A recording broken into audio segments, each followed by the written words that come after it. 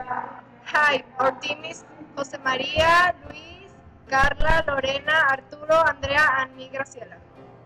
We are going to talk about the parliamentarism.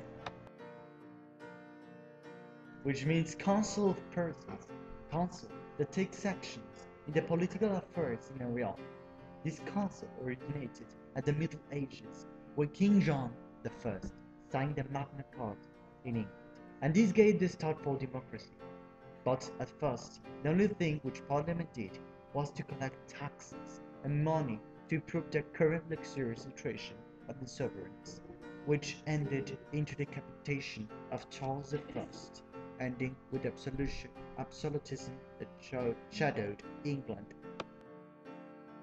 Parliamentarism also developed in Spain, in France, and in other countries in Europe, but none of them developed as a parliament of England, that by the start of the Renaissance had the participation and representation of commoners, merchants, knights, and nobles, all dividing the full parliament into two houses, the House of Commons, which had all of those who had no nobility title, and the House of Lords,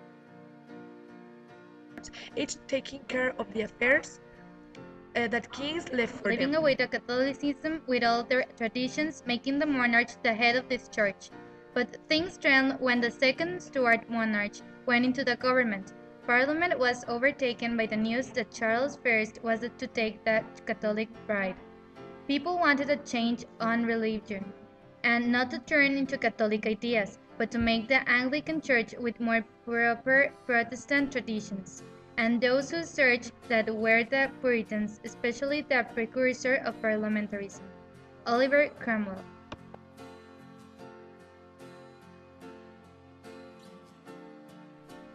There, Cromwell sent a letter to the Colonel Robert Hammond, and he said that he was doubting about the rightness of the Parliament. And in the letter, we can see that he isn't very sure about the good government of the Parliament and the King. The Civil War started when the king gave an end to Parliament. He never summoned them, and this made both houses start a war.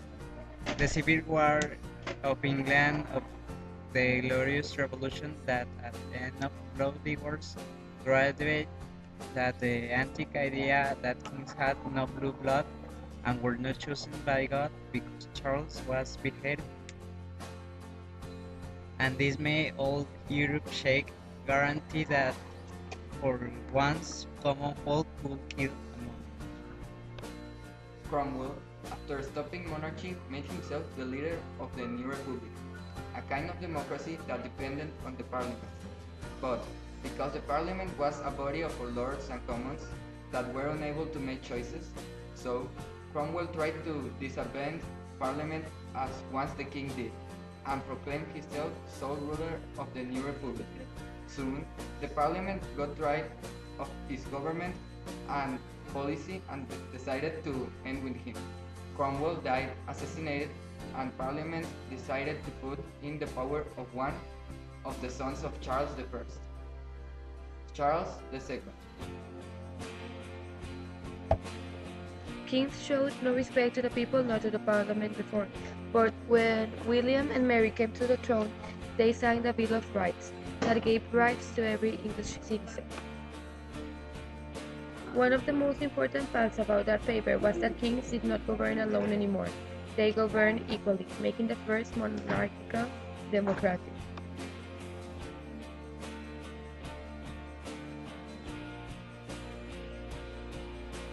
Thank you for your attention.